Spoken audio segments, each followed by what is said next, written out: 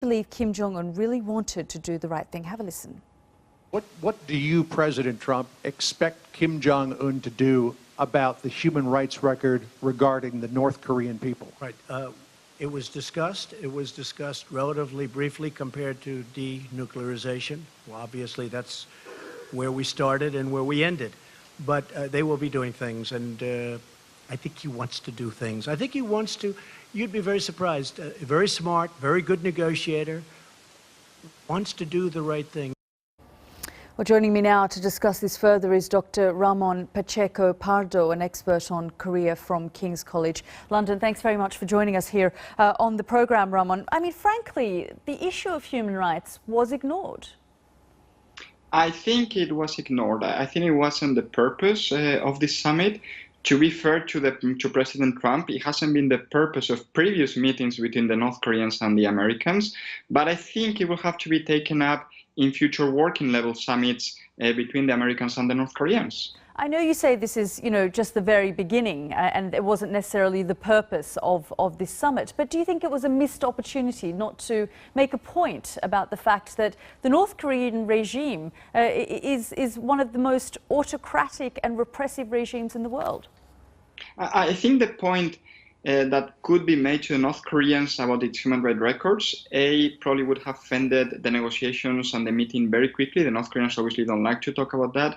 And B, to be completely honest with you, I think there are other venues whereby we can press North Korea on the human rights record. We have the UN, for example. We have bilateral meetings taking place at some point between the European Union and North Korea, between the US and North Korea in different venues. So I think there are different venues that we can actually use to press North Korea on this, but probably today would have been counterproductive.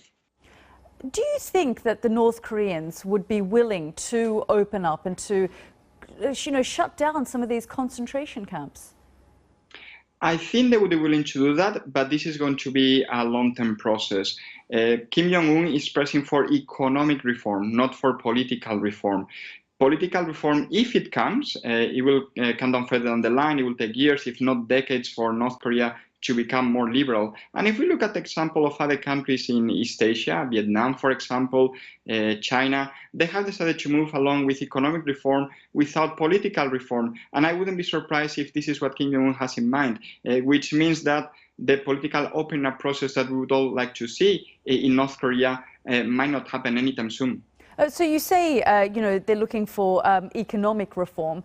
But say they did open up, I mean, how would it look if international companies were flooding into North Korea and some of these camps and some of these prisons still existed? Yes, and that's a key issue because many international investors don't want to touch North Korea because of the prison camps. Having said that, if we look at the 1980s when investments started to flow into China, the human rights situation wasn't as bad as it is in North Korea today, but it was far from perfect. Similarly, in the 1980s, 1990s in Vietnam, we saw investment going to the country. In Myanmar, we see investment going to the country as we speak. And the human rights record of these countries is, again, far from perfect. So I think there will be investors that will be worried to go into North Korea, but there will be other investors that will overlook the human rights situation and will just focus on doing business. He described those in the gulags as the real winners of today. What did you make of that?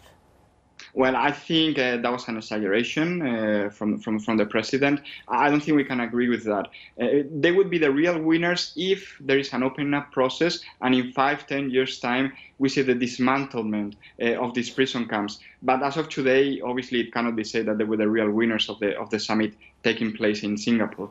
Dr. Ramon Pacheco Pardo, thank you so much for joining us on the program. Stay with us here on Impact. Still to come, the race to host the 2026 World Cup enters its last day, and Morocco mounts a serious challenge to a North American joint bid. Join us for that.